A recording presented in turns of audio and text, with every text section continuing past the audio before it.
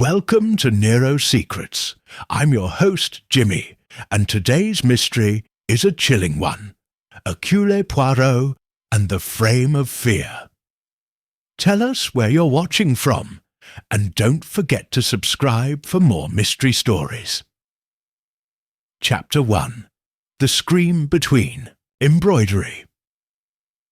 It was a dull November afternoon when the telephone rang in the study of Miss Cecilia Worthington, celebrated designer of tapestry frames and heiress to a Yorkshire textile fortune.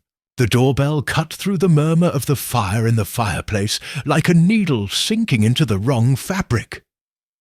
Outside, the fog wove its own grey stitches over the hedges in the garden of Windermere Hall. Inspector Roger Alston answered the call from the local police station. "Miss Worthington? Something unfortunate has happened. I regret to tell you that Lady Adelia is dead." Cecilia dropped the porcelain cup she was holding. He made no move to catch her.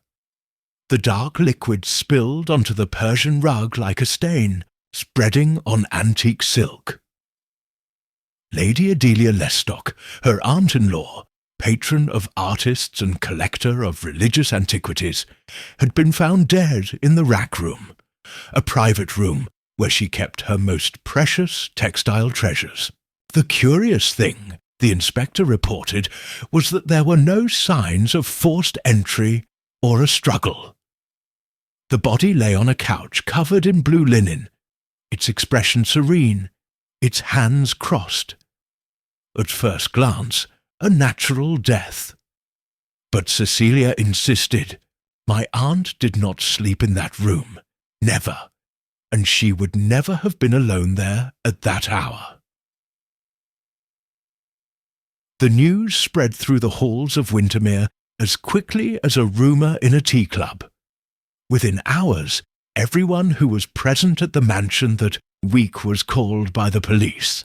It was not an extensive list, but it was intriguing. Miles Dunworthy, Cecilia's fiancé, a fan of Elizabethan theatre and an heir in financial trouble.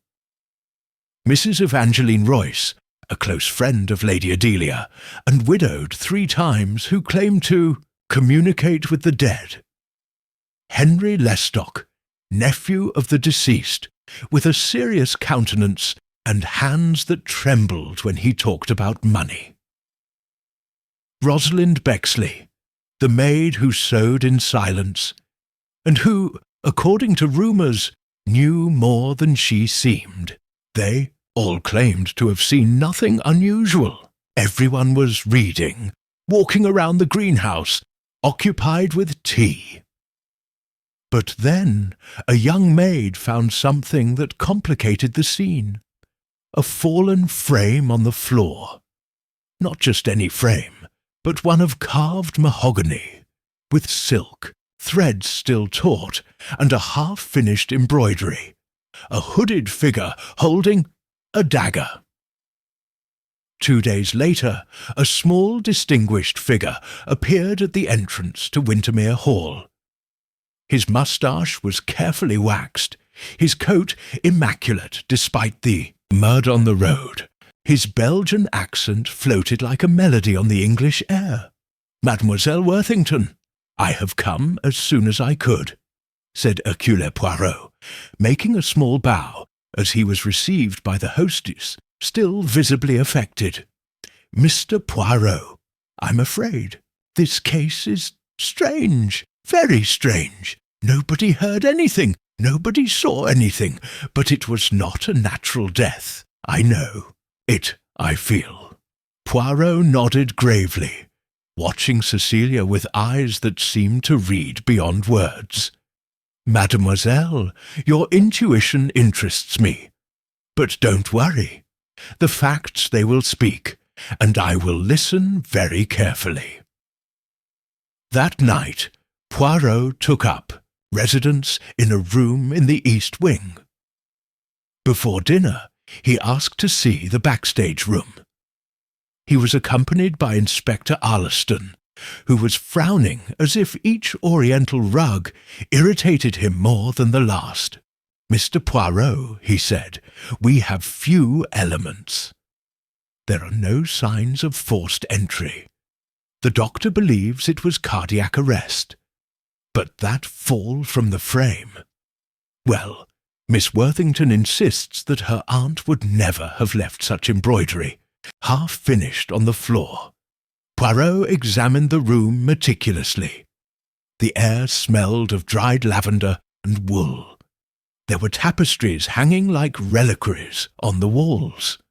On the couch, Lady Adelia no longer lay, but the indentation of her presence remained. Poirot walked slowly, folded his hands behind his back, and crouched beside the fallen frame. He touched it without moving it. "Inspector, do you ever sew?" "Sew? No, of course not. Then it is understandable that you do not notice the most obvious. This rack was thrown to the ground, from within, and with anger. Look how the threads are broken unevenly. A lady who embroiders does not abandon her work like that. No, no." There was a moment of tension here, an emotion, maybe fear. Arliston looked at him sceptically, but Poirot only smiled. "The crime scene, mon ami, is not just a place. It is a portrait of the soul that inhabited it. And someone here, believe me, has not embroidered with clean hands. This is how the investigation began. With a fallen frame, a figure hooded in silk, and a crime that refused to look like a crime. And while the fog engulfed the garden hedges, Poirot, with his eyebrows slightly raised, prepared to unravel not only the threads of an embroidery, but those of human deceit." Chapter 2. The Gallery of Secrets. Wintermere Hall, with its neoclassical facade and hallways covered in family portraits, seemed to contain more echoes than voices. The tall doors, the creaky wooden floors, and the rugs that cushioned the steps generated the sensation that the past was watching with eyes sewn with invisible thread. Poirot, after an impeccable night's sleep, since not even the most sordid crime could alter his meticulous rest ritual, requested that he begin interviewing those present. It was not Inspector Alston who arranged the order, but Poirot himself, as if he already knew to which melody he should tune each instrument of his interrogation. The first to appear was Miles Dunworthy, Cecilia's fiancé, a young man with a sharp face, impeccably dressed, with an attitude that tried to oscillate between contained pain and British politeness. He sat across from Poirot in the library, his fingers playing with a signet ring. "A terrible misfortune," Miles said, looking toward the shelves as if an explanation were hidden there. Adelia was a woman of strong opinions, but generous in her own way. Poirot cocked his head. "Strong how, monsieur? Did they argue lately?" "I wouldn't call it arguing. She questioned the speed of my engagement to Cecilia. I thought our intentions were hasty, archaic opinions, if I may say so." "And what did you think of her?" Miles hesitated. "She was the kind of woman one respects. But I never understood his obsession with objects. Tapestries, reliquaries, ancient frames. He was locked in that room as if it were a temple. And sometimes she talked to herself. About things strange." Poirot did not press him. He made a mental note. The young man had said strange things, not words. The next one was Evangeline Royce, widow, elegant, with a voice soft like the size of a lace handkerchief. She entered with a faint perfume of violets, and dropped her shawl on the back of the sofa, with the ease of someone used to being watched. "Do you believe in energies, Monsieur Poirot?" he asked without further ado. "I believe in logic, madam, but I am not insensitive to the nuances of the human soul. Adelia felt a shadow over this house. He confessed it to me the night before his death. He said there was something in the frame, not an object, a presence, a hooded figure that always appeared in his dreams. And then he began to embroider it without knowing why." Poirot bowed slightly.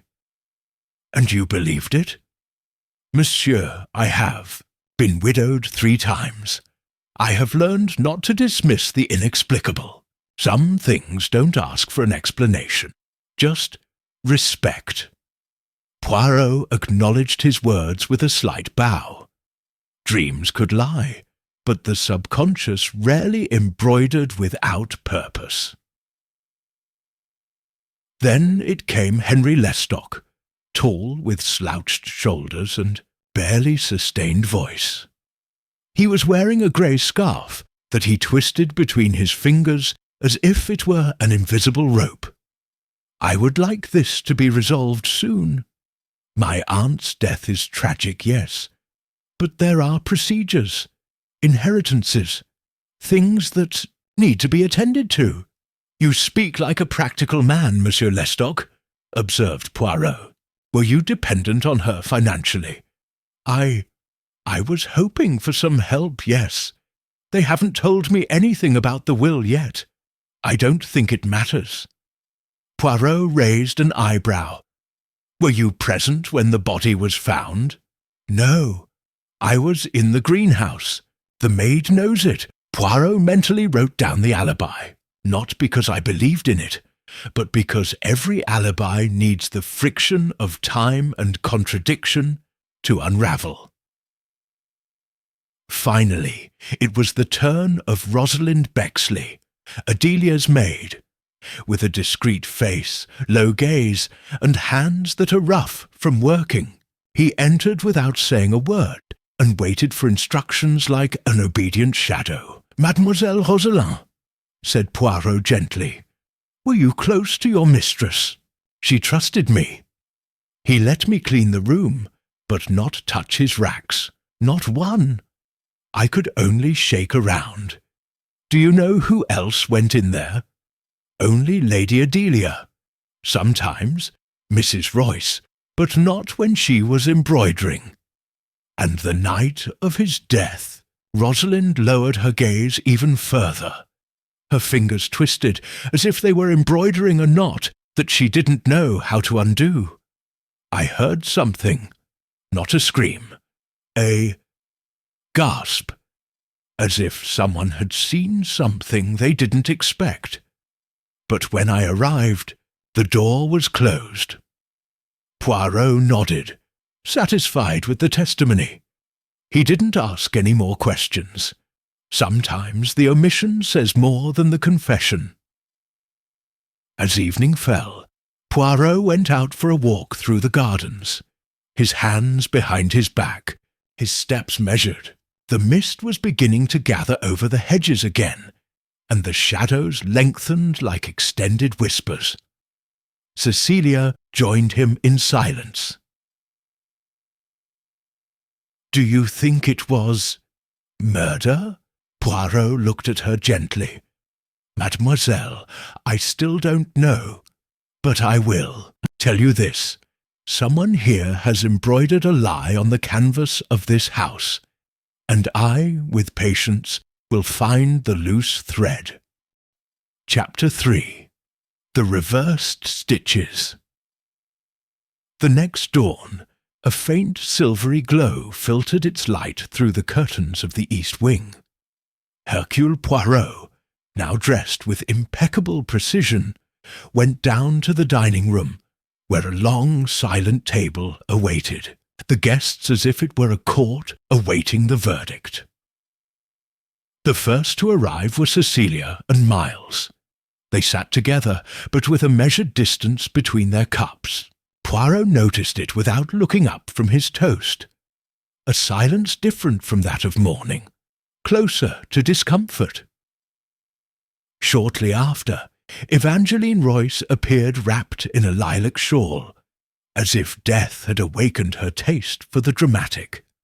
Henry Lestock was last, dishevelled, as if the night had been longer for him than for the others. Rosalind, the maid, served with her usual discretion.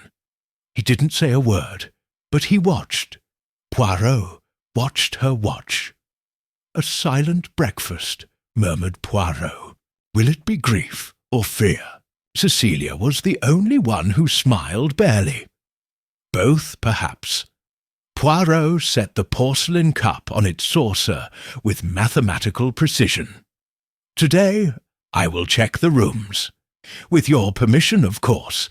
I am interested in the space inhabited by the minds of those who are here." Henry frowned. "Do you think the murderer left a clue on your dressing-table, Poirot?" "Not necessarily. But environments reveal more than their owners realize. Even the order or disorder of a dresser can whisper hidden intentions." The first room he examined was Lady Adelia, still intact. A combination of antiquity and aesthetic obsession. Flanders lace, hand-embroidered curtains, a collection of ancient religious images hanging above the head of the bed. On the dresser, however, a discordant detail, a perfume bottle with a poorly fitted cap. Poirot picked it up with his handkerchief. He smelled it, violet with wooden background. It was not a scent for a woman her age. "Madame Royce," he murmured. Poirot noted the detail without judging it. He then went to Rosalind's room, cleans even the monastic. Not an ornament, not a letter, not a photograph. Just a tattered Bible and a worn thimble. The order was not care, but resignation. Miles's, in contrast, revealed a contained chaos. Silk scarves, untidy gloves, Shakespeare books open without a bookmark.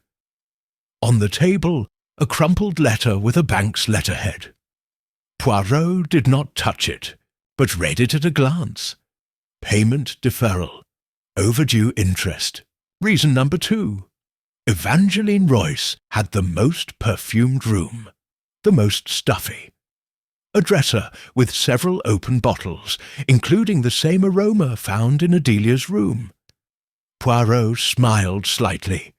Madame Royce had not been so careful. Henry's room, on the other hand, seemed half empty. There were no books, just an old newspaper with the headline about an auction of ecclesiastical art. Poirot raised his eyebrows. Mrs. Adelia was known for her religious collections, inheritance or desire. That afternoon, Poirot asked to be left alone in the backstage room. Inspector Alston, somewhat resigned to his unorthodox method, agreed. Poirot sat in an armchair, crossed his legs, and looked around the room as if he were a spectator in an invisible theatre. The rack was still there, carefully returned to its place, but untouched. In its centre, the embroidery of the hooded figure remained incomplete. It was not symmetrical. The stitches on the left side were firmer than those on the right. He stood up and took a magnifying glass from his pocket. "Curious," he said quietly. "The last stitches do not match the previous ones.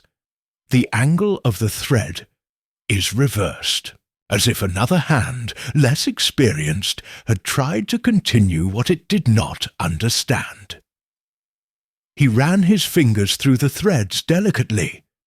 There was a different, almost forced tension. Poirot closed his eyes for a moment. "It's not an embroidery. It's a message, a desperate attempt to say something. to warn. He returned to the couch. There, where Lady Adelia was found, there was more than the mark on her body. Poirot knelt carefully.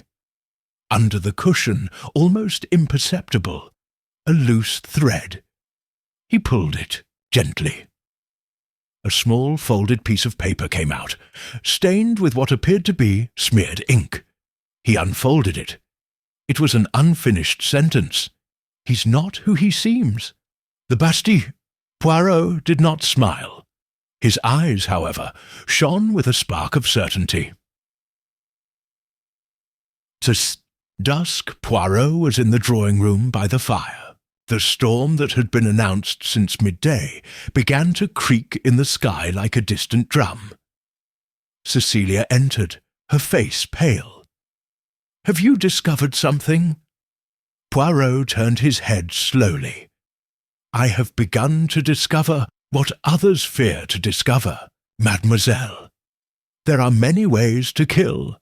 Some are silent, like a needle that is buried without leaving a mark, and others, like unfinished embroidery. They leave just what is needed to see what no one wants to see." Chapter 4. The Silent Embroidery. The rain fell on Wintermere Hall with the persistence of a funeral metronome.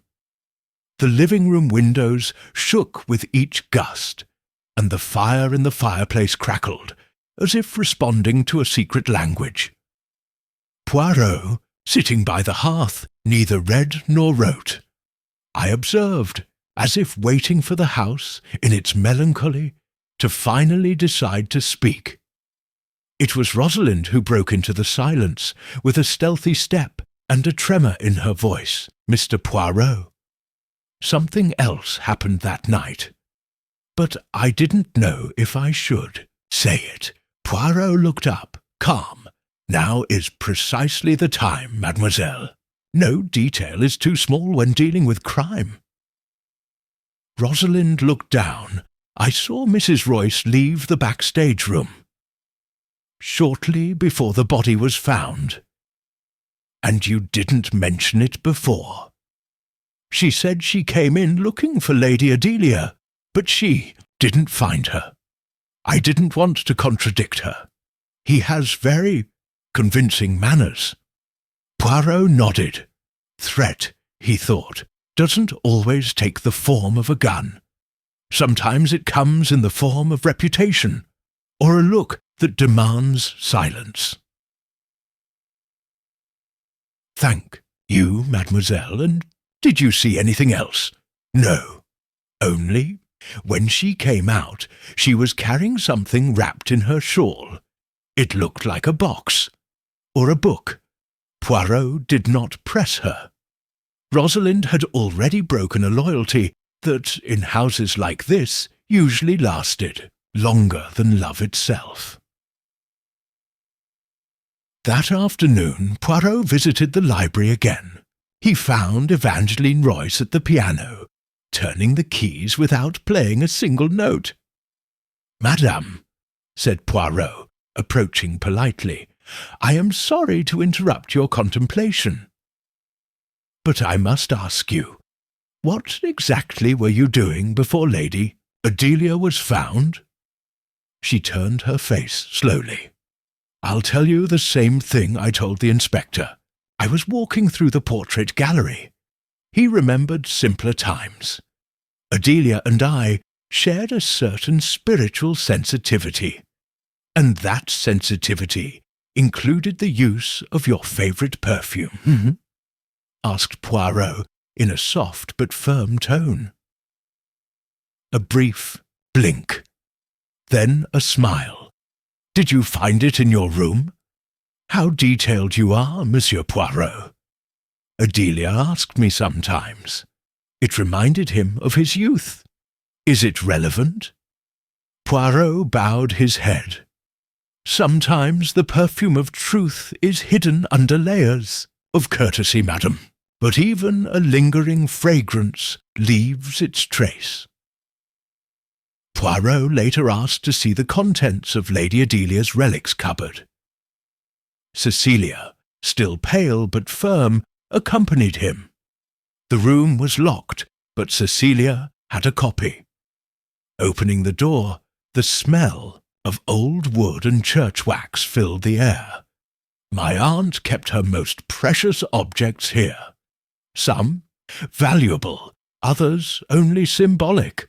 She said that things embroidered with faith kept part of the soul of whoever created them. Poirot walked between the shelves as if he were passing through a sanctuary. He stopped in front of an empty shelf. What was here? Cecilia hesitated. Small silver urn. I never knew what it contained, but it's not there. Poirot glanced at her out of the corner of his eye. Do you think someone could have taken something from this room on the night of the crime? Maybe. But I don't understand. Why, neither does Poirot yet. But in his mind, the pieces were beginning to rotate, slowly, but aligning with mathematical precision. That night, in the dining room, Poirot noticed a new tension. Miles avoided Henry's gaze. Rosalind served more clumsily, and Evangeline, with distant elegance, seemed more occupied with maintaining her composure than with dining.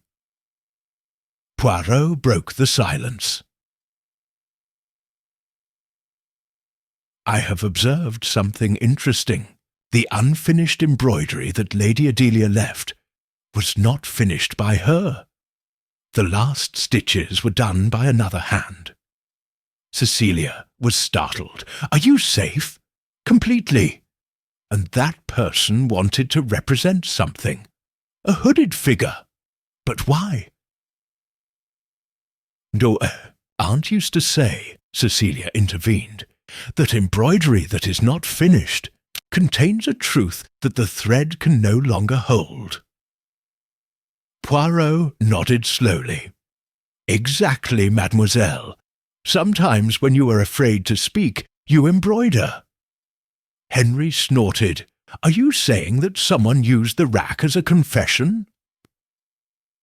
Or as a warning, said Poirot calmly. But we still don't know who that warning was directed at, or what danger it represented. Silence descended again on the table like a heavy veil. Poirot looked at them one by one, as if assessing the weight of guilt in the smallest gestures. Later, alone in his room, Poirot opened his notebook. There was a sentence at the top, written in capital letters. Who fears the truth? Below, the names, a word next to each one. Miles, debts. Evangeline, hidden. Henry, wait. Rosalind, fear. Cecilia, suspicion. Poirot closed the notebook.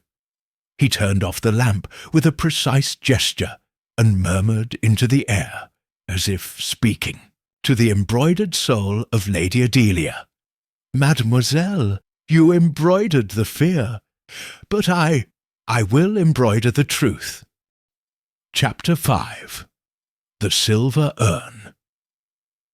The next morning came with a leaden sky and a low mist that hugged the garden hedges like a promise of secrets yet to emerge. Poirot, as was his custom, ate breakfast alone and without haste. He drank his black coffee, hot, strong, unsweetened, and slowly read the lines of a leather-bound book he took out of his own luggage, The Psychology of Deception. Shortly after, he asked to speak alone with Cecilia. Mademoiselle, there is something that worries me. You mentioned that the missing silver urn was one of your aunt's most prized pieces. Do you know if it had economic value or symbolic value? Cecilia took a moment. I think both. It was a gift from her youth, she told me from a gentleman whom she never married. He kept it on that shelf, along with a sealed letter and some dried flowers. He called it his corner of the unconfessed. Poirot narrowed his eyes. Ah, love, cause of so much madness, and so many crimes. And that letter? He disappeared, with the urn. Poirot rose. He walked towards the window. He looked at the silent garden, and then murmured, "So it wasn't just one object that was stolen. It was a part of his soul, something that should remain hidden, until someone decided not to." That day, Poirot asked Inspector Alliston to accompany him to Henry Lestock's office. Although it was nothing more than a guest room, Henry had converted it into a temporary office. When they arrived, they found him shuffling papers with obvious nervousness. "Mr. Lestock, are you uncomfortable with our visit?" asked Poirot with curt politeness. "No, of course not. I was checking some things. Overdue correspondence." Poirot let a few seconds pass. "Does that include a letter from Mrs. Adelia, written before her death?" Henry paled. "What are you implying?" "Nothing yet. Only someone stole an urn and a letter.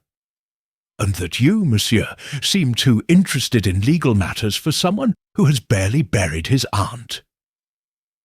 Henry stood up. "She promised me she would help me with a loan. He said he would put it in writing. If that letter disappeared, don't you see that I too have been harmed?" Poirot simply nodded. The economic motive grew like a mushroom after the rain. But something in his expression was too calculated, like an actor who still can't find the right tone. In the afternoon, Poirot returned to the backstage room. This time he was not alone. Rosalind was wiping the floor with a damp cloth, without looking up. Poirot watched as her movements carefully avoided a section of the wooden plinth just below the shelf where the urn had rested. "Mademoiselle," he said softly, "may I ask you what you fear you will find under that skirting board?" Rosalind stopped. The cloth slipped from his hands. "I didn't open it. I only saw that it was loose, as if someone had forced it from within. But I didn't say anything. I thought it wasn't my place." Poirot crouched down.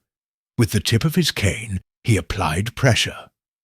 The piece of wood gave way easily. Inside, hidden among dust and splinters, was an object wrapped in a handkerchief. A small silver urn, dented. In one corner, Rosalind held her breath. Poirot looked at her. The culprit intended to take her, but something made him desist. Maybe he didn't have time. Maybe it was interrupted, or maybe he felt afraid. That evening, Poirot called for an informal conversation in the drawing-room. The fire crackled, and the storm had ceased, but the atmosphere was more tense than ever. They all came, even Henry, his face rigid, even Evangeline, with her air of superiority intact. "Gentlemen," said Poirot, barely raising his voice, "I have found Lady Adelia's urn. Hidden and damaged, which makes me think that it was not stolen for the purpose of theft, but rather with a desire to conceal it. And that, as you will understand, changes many things." Miles frowned. "And what does that entail exactly?" Poirot looked at him with an expression that seemed kind and devastating at the same time. "It implies that the crime, if there was a crime, was not because of greed, but because of shame. for fear that an intimate truth would come to light, a truth that someone here considered dangerous. Evangeline slowly adjusted her shawl. "Are you saying that someone killed Adelia to prevent her from revealing—" "What?" "A youthful romance. Maybe more than that. Perhaps a secret that linked another member of this house, or that threatened to crumble a carefully constructed image." Silence took over the room. Rosalind looked at the ground. Cecilia looked at Poirot as if she couldn't decide whether she wanted to listen more or cover her ears. Poirot stood up. "We will sleep tonight knowing more than we knew yesterday, but still not enough. See you tomorrow, mes amis. The answers are not shouted, they are whispered, and then embroidered stitch by stitch." Chapter 6. The Shawl with the Scent of Lies. The morning breeze came through the windows like a cold whisper. Windermere Hall, silent after the revelation of the recovered urn, seemed to hold its breath. Faces were more tense during breakfast, the silences were longer, as if the spoons were avoiding clinking for fear of awakening a latent accusation. Poirot ate as always, methodically in small portions, wiping his napkin with almost surgical precision between each sip of coffee. "I didn't need any more clues that morning, just observation. It was Evangeline who broke the silence." "So, Monsieur Poirot, do you think that someone here hid that urn out of shame, or out of jealousy?" Poirot looked up, as if that question had been served to him with the precision of an involuntary deduction. "Madame, jealousy is a classic reason, but I don't rule out fear. Fear of what that urn could symbolize or reveal." Cecilia dropped the spoon on the saucer. Henry, on the other hand, seemed to have expected it.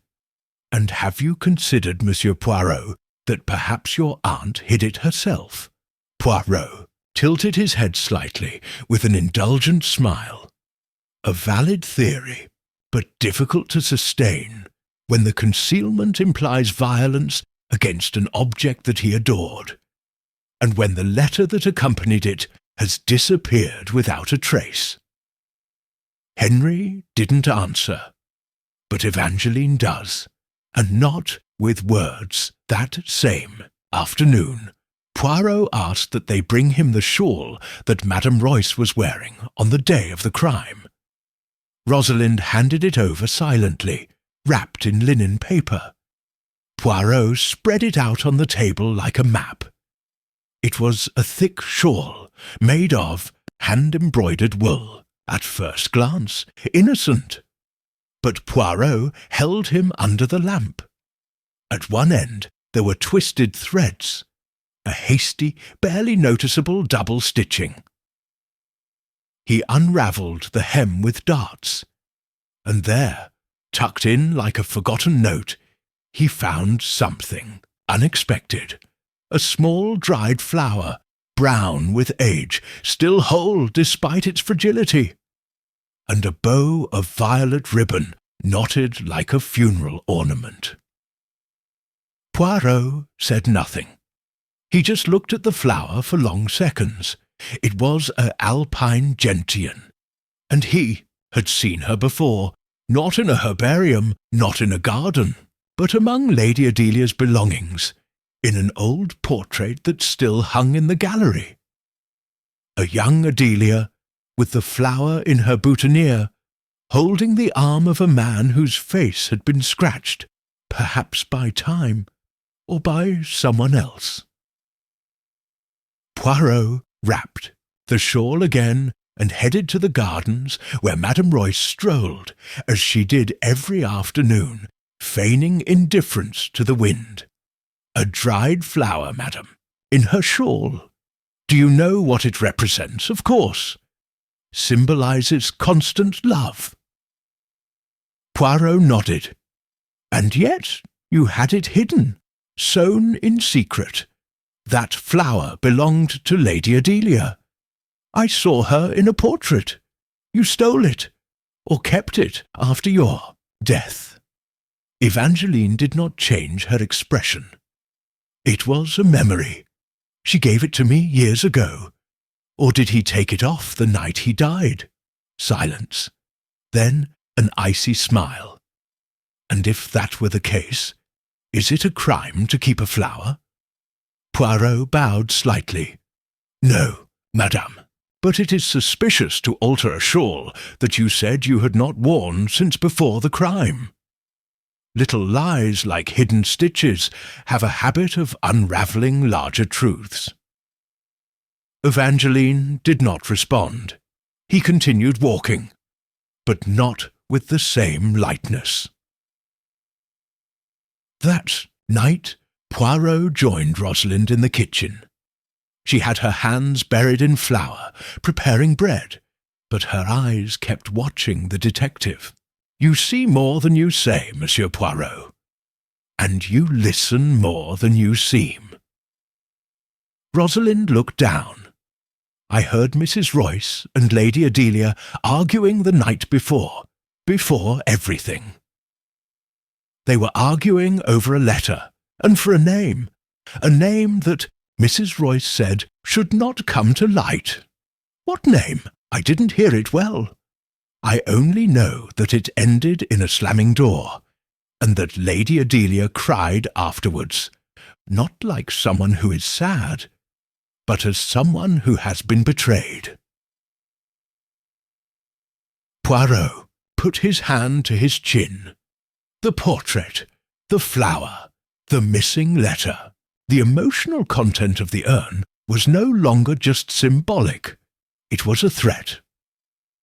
On leaving the kitchen, Poirot passed Miles Dunworthy, who was hurrying upstairs with some papers in his hand. Seeing him, he hesitated for a second. "Anything to declare, Monsieur Dunworthy?" "Only my impatience, Poirot. How much longer will this last? Cecilia needs peace. This house is sick." Poirot watched him go. "Yes, monsieur," he murmured into the void, "sick of secrets."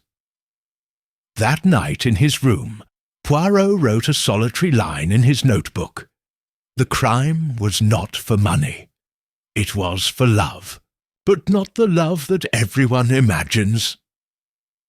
He closed the notebook. He turned off the light. The loom of lies was almost complete. Chapter 7. The Name Scraped from the Portrait. The portrait gallery at Wintermere Hall was a long, silent corridor, where time seemed to have stopped to pose alongside generations of noble faces. The walls, upholstered in dark red velvet, gave the paintings an ecclesiastical solemnity. Some portraits were recent, others from the last century, but everyone seemed to keep their own truths, framed and muted by the oil. Poirot, with white gloves and a slow step, stopped in front of one, in particular. The young Adelia Lestock, with her hair tied up in a braid adorned with blue gentians, was barely smiling from the painting. Beside her, a thin, elegantly dressed gentleman extended his hand toward her. But his face had been scratched with something sharp, carefully but relentlessly, and on the bottom plate only the letters remained. Forever, I. Poirot ran, his finger over the frame. Then he called to Rosalind, who was waiting in the doorway. Who was he? Rosalind approached cautiously, as if afraid of waking the ghosts. I don't know, monsieur. Mrs. Adelia never mentioned his name. He only said that he had loved once, and he was not allowed to repeat it. Who took the name off this plaque? No, One knows the portrait was like this before I entered the service.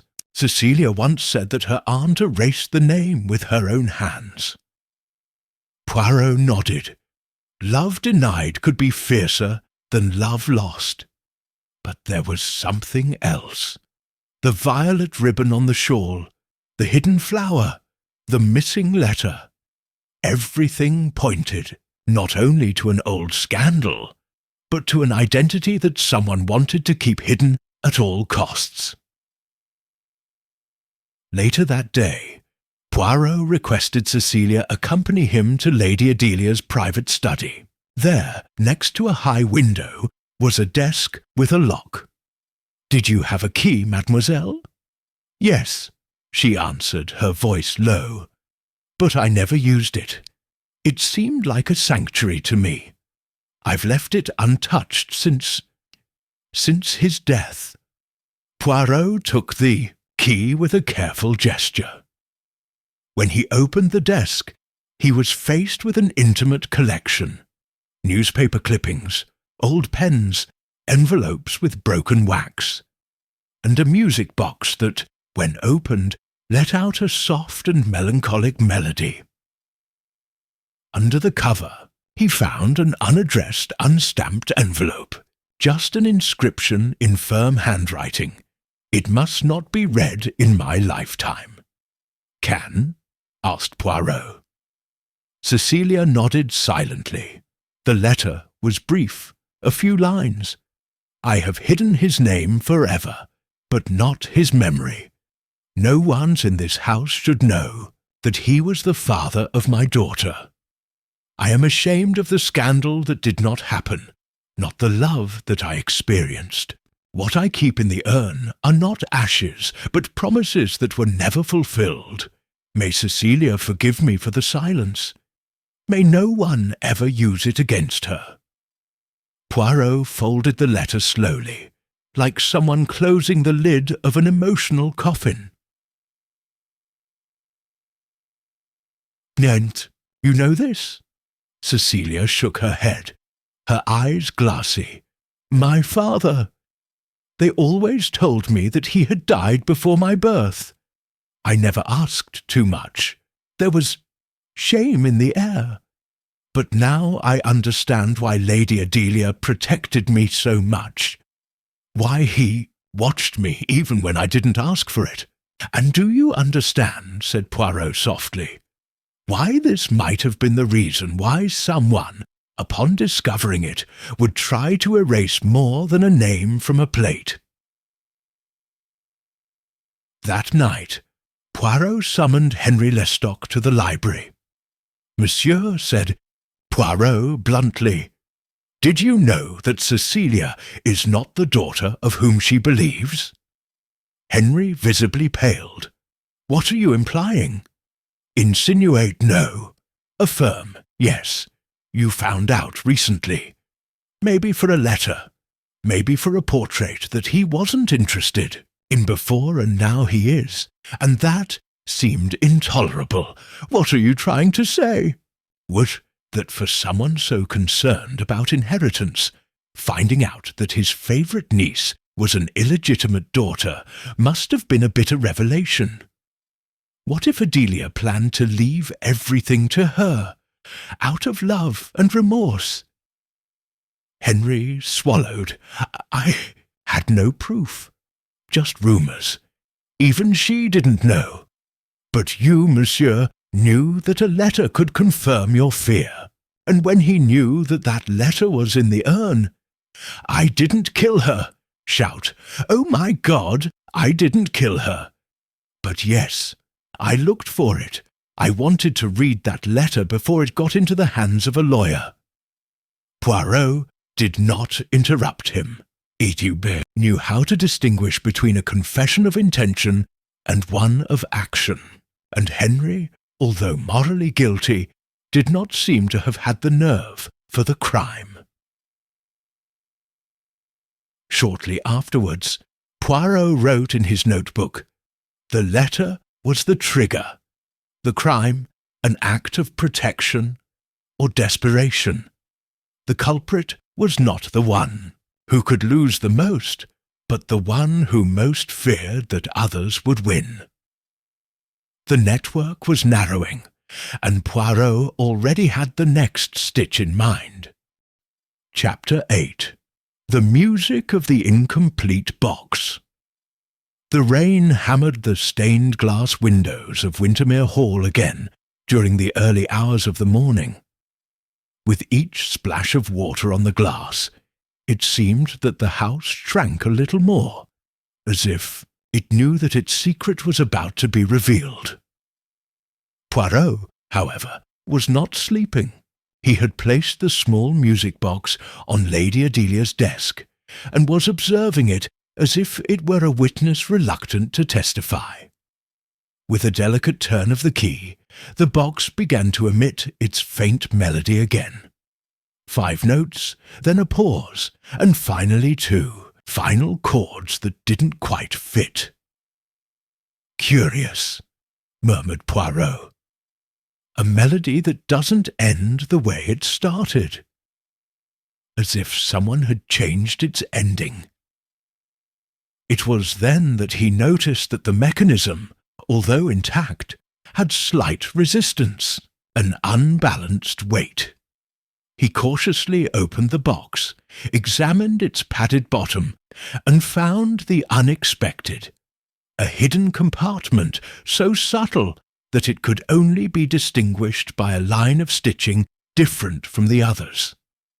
Inside there was a small teardrop-shaped pendant and an old photograph torn in half.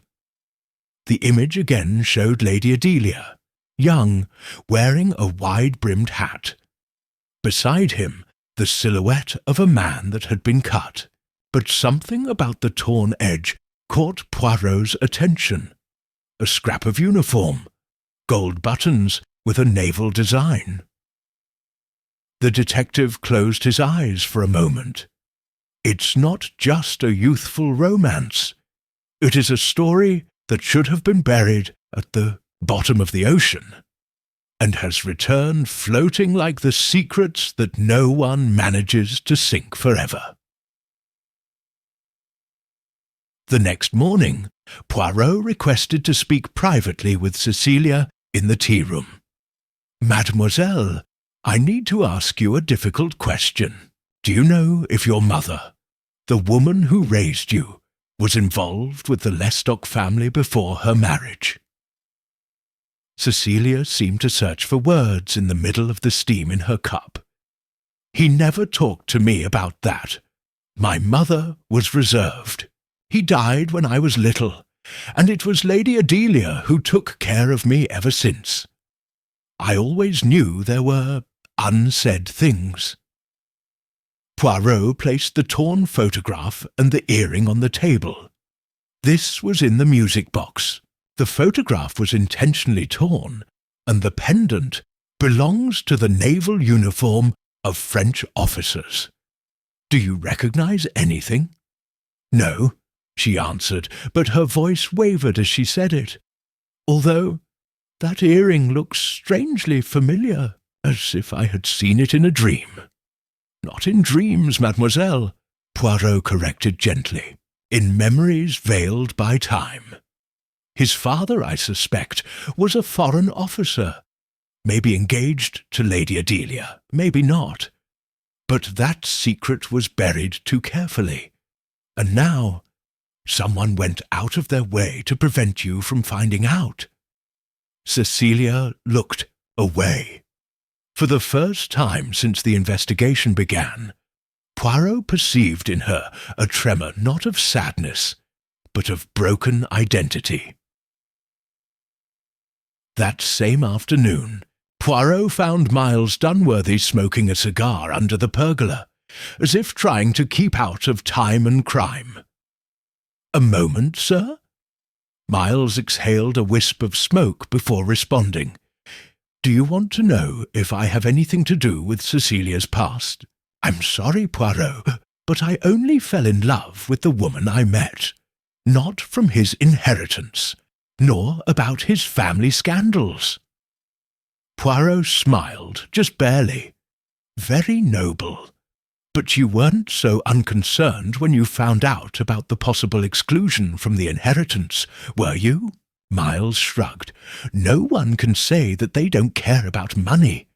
But that doesn't make me a murderer. No, Poirot agreed, but it makes for an interesting piece. Do you know that Lady Adelia had written a new version of her will? Miles raised his eyebrows. That's true. Poirot did not answer directly. The copy was in the safe on his desk.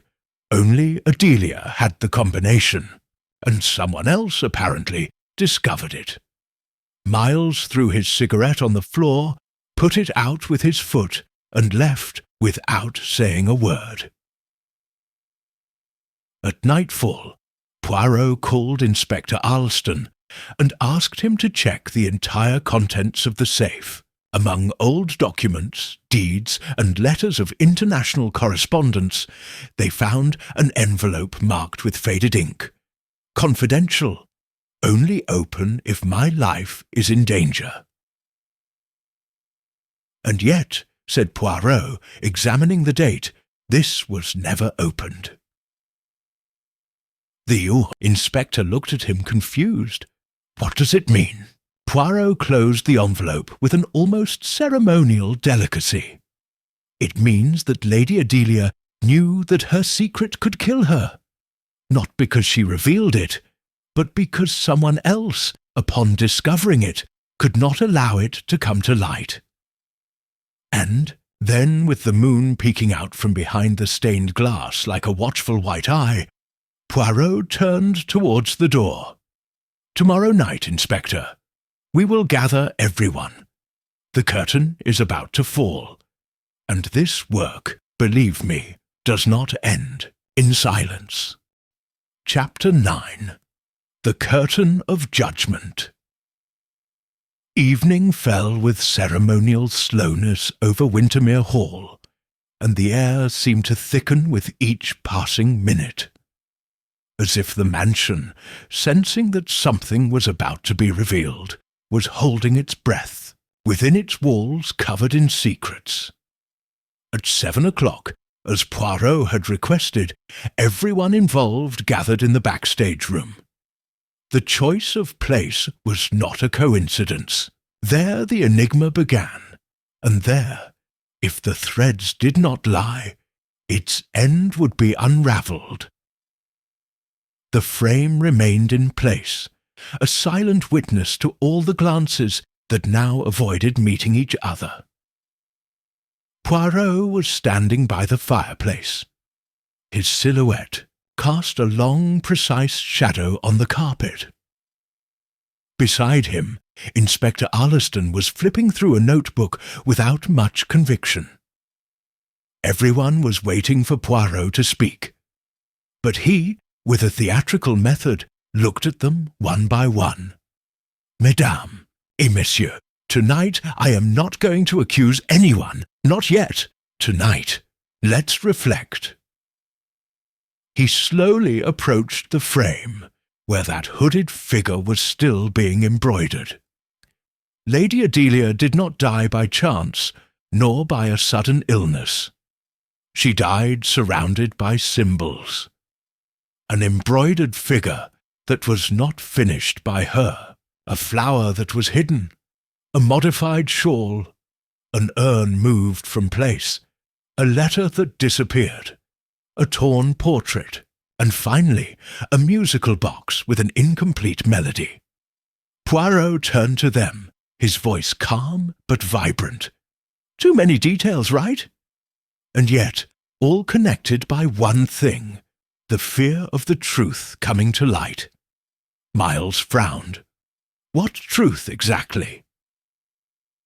My truth of a past erased, answered Poirot.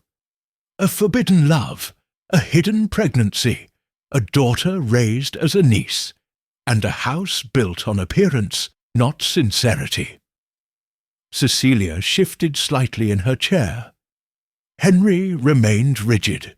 Rosalind, almost imperceptibly, clenched her hands in her lap. Lady Adelia in her old age, did not fear for her reputation. I feared for Cecilia. So what would happen if someone decided to use her illegitimate origin to discredit her, disinherit her, or manipulate her? Poirot took a step towards the centre of the room. Someone found the letter. He read it. He understood that Cecilia would inherit everything, not by blood, but by emotional loyalty, and that someone, fearing losing power, decided to act. Those present shifted in their seats. But Poirot raised a gentle hand. "No, I'm not done yet. Because this is not just the story of a crime. It is the story of a misinterpreted reason. Lady Adelia had no intention of excluding anyone. He planned to divide the inheritance equally, but his mistake was trusting in silence and underestimating other people's fear." Poirot walked to the sideboard and placed the silver urn, the earring, and the torn photograph on it. These objects were symbols. Whoever hid them did not do it out of malice, but out of desperation. He wanted to stop something, prevent the truth from being known. But in doing so, he precipitated a tragedy. Miles sat up slightly. "Are you saying it wasn't a planned murder?" "I am saying," replied Poirot, "that it was an impulsive act arising out of panic, a struggle perhaps, a fall, a miscalculated blow. The important thing is not whether it was intentional. The important thing is that it was hidden. The silence was absolute. Only the faint crackling of the fire could be heard." Poirot turned to Rosalind. "Mademoiselle, you witnessed something else. Something he hasn't said yet, isn't it?" Rosalind was slow to respond, but he finally looked up. "I saw Miss Cecilia leave the room minutes before they found the body. But I didn't say anything because I thought maybe she didn't know what had happened." Cecilia stood up suddenly. "That's not true. I went to look for my aunt, yes, but I found her asleep, or so I thought. She was lying down. She seemed calm. I didn't get any closer. I left without noticing anything." Poirot nodded without raising his voice. "I believe it, mademoiselle." Because his reaction when he found out was authentic, but someone else saw his entrance and took advantage of that confusion to build a perfect alibi. Henry stood up angrily. "And now what? Are you going to point fingers at everyone until someone collapses?" Poirot did not answer. He just watched him, in silence. "Tomorrow, gentlemen," he finally said. "Tomorrow, at the same time, we will meet again. And then, with all the pieces on the table, I will reveal who it was and why."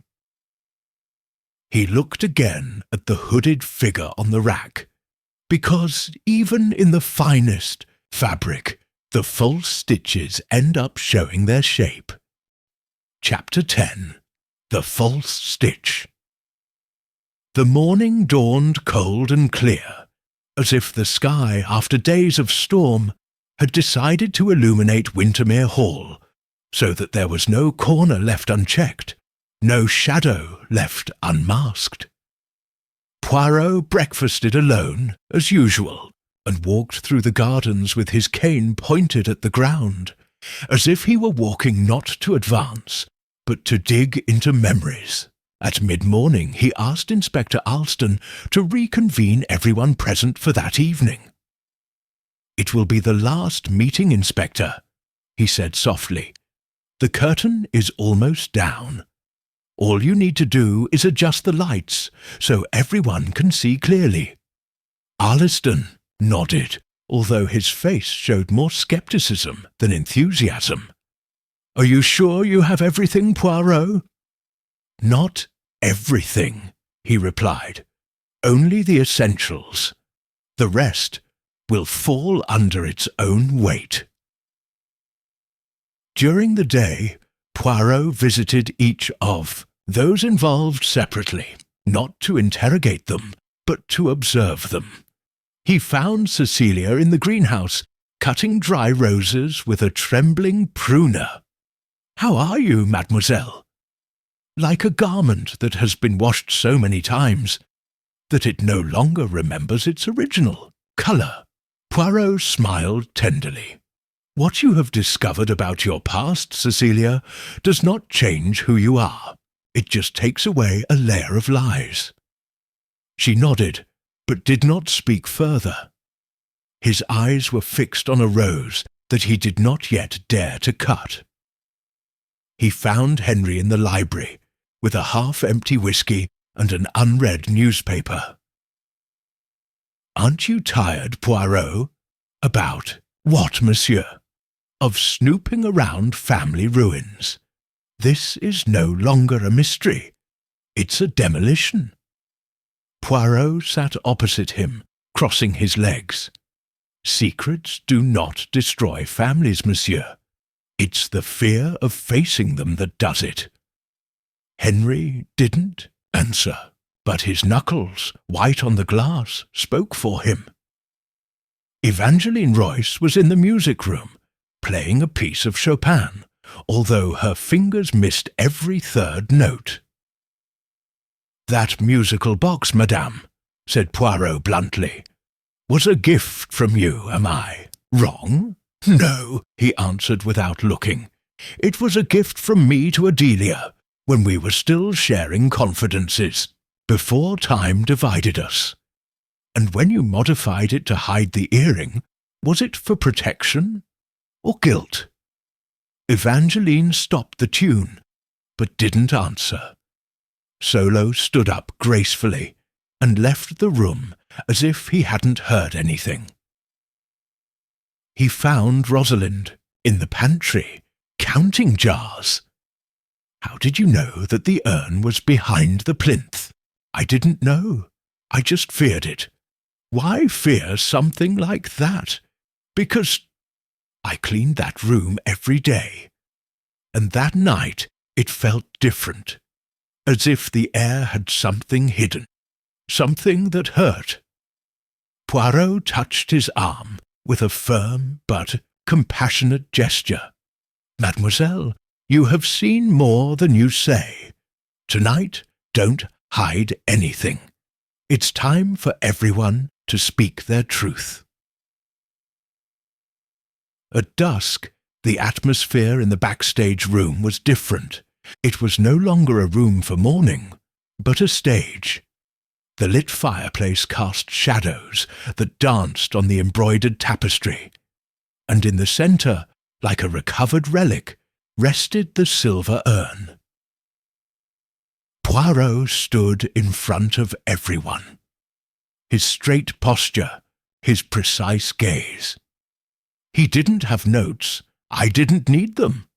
"Ladies and gentlemen, tonight I will reveal what happened, but I will not do so as a prosecutor, but as an observer who has followed the loose threads of a carefully woven fabric."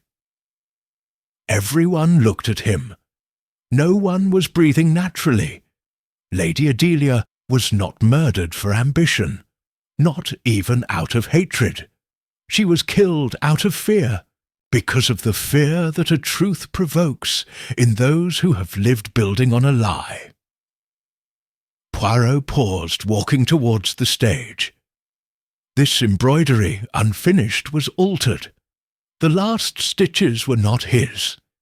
They were made by trembling hands, in a symbolic act, hiding the hooded figure, but not with thread, but with a desperate gesture, a silent confession. "Who embroidered it, then?" Miles asked, his voice strained. Poirot looked at him. "That answer will come soon. But first we must understand the because. The revised will, the musical box, the broken photograph, the hidden earring. Everything tells us about a secret, carefully kept for decades. Cecilia was not Adelia's niece. It was his daughter. Murmurs. A suppressed gasp. Rosalind lowered her head. Poirot continued. When someone discovered this, someone very close to the lady, she felt that her place, her history, her power crumbled. He couldn't let that revelation change the balance. And that person, in a moment of tension, confronted Adelia. Not with the intention of killing her, perhaps, but he did it. And then he pretended he hadn't been there. His eyes stopped for her the first time on a single face. Tomorrow I will conclude this story. But tonight I ask you to think about this. What truths do you fear so much that you would kill to silence them? Nobody responded, but the silence this time was no longer fear. It was recognition. Chapter 11. The Voice That Didn't Embroider. That night, the silence persisted beyond dinner. None of the guests at Wintermere Hall asked for brandy or coffee. The mansion, already accustomed to the murmur of secrets, seemed to hold back as if waiting for a low-voiced confession. Only Poirot seemed serene, as if the case had already been solved inside his head, and what was missing was only the last stitch. In his room, he opened his notebook and wrote a single line. The culprit did not embroider, but he did unsew. Then he went to the dressing-room, adjusted his tie with the precision of a surgeon, and prepared to go downstairs. Not yet to discover the culprit, but to prepare the truth to be heard by those who fear its echo. At 8 o'clock, everyone gathered again in the backstage room, this time of their own volition. Nobody asked if it was necessary. It was. They sat without speaking.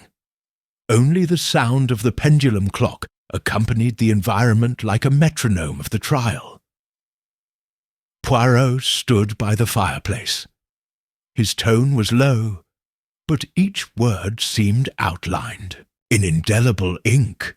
Last night I left a question in the air. What truth do you fear so much that you would kill to silence it? Cecilia looked down.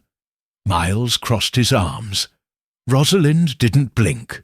Evangeline, on the other hand, had a serene face, but her fingers did not let go of the rosary that she was hiding in her lap. Today I will answer with another. Who benefited most from Lady Adelia's silence? Who feared that a name, a letter, a blood tie would completely rearrange their place within this house? Poirot stepped forward.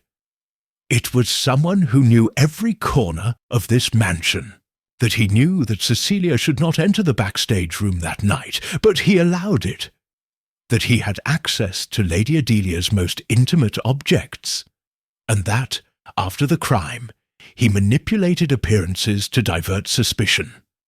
Those present stirred. Rosalind swallowed. Poirot looked at her gently.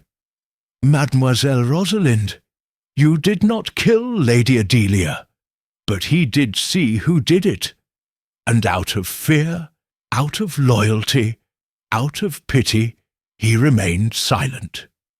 A whisper ran through the room. Rosalind finally looked up, and he spoke. I saw Mrs. Royce leave the backstage room after hearing a knock. She was pale. He was carrying something in his hands. I didn't say anything because... She looked at me, only once. But I knew I had to stay silent. Poirot nodded regretfully. She knew. Like me, a maid knows everything. by gestures, by habits, for minor changes in the order. Evangeline Royce did not defend herself. He just took a deep breath and closed his eyes for a moment. She seemed more relieved than surprised. Poirot continued. Madame, Royce feared that Cecilia would know the truth, not for her, but for what it would imply. An illegitimate daughter, heir by affection. The revised will took away her control over certain properties that she herself had persuaded Adelia to acquire. And even more, it meant being displaced, emotionally, from a place she occupied for years, as a confidant, like constant shadow. Poirot took out a small object from his pocket, an embroidery needle. This was found in his room. It is a replica of the ones Lady Adelia used, but with a chipped tip. It was not used to embroider, but to break the thread, to alter what was already done. Just like the shawl, just like the music box. Small interventions that were not just symbolic. They were desperate gestures to stop the inevitable.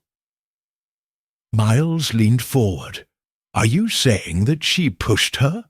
Poirot shook his head gently, not with premeditation, not cruelly, but yes, in a fit. A heated discussion, the urn, in hand, the discovered letter, a false step, a struggle, a blow against the couch, and then panic, the silence, the escape, and the lie embroidered with too much care. Evangeline finally spoke. His voice was almost a thread. I wanted to avoid the scandal. I thought I could fix it, remove the letter, hide the urn, pretend that everything was the same as before. But I was wrong, not because of what I did, but because I thought it wouldn't hurt.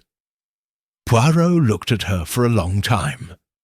Crime, madame, is not always born of hatred. Sometimes it is born from love warped by fear. But that doesn't mean it stops being a crime. Evangeline stood up. He didn't cry. He didn't implore. He just said, "Can I have a moment to pray?" Poirot nodded.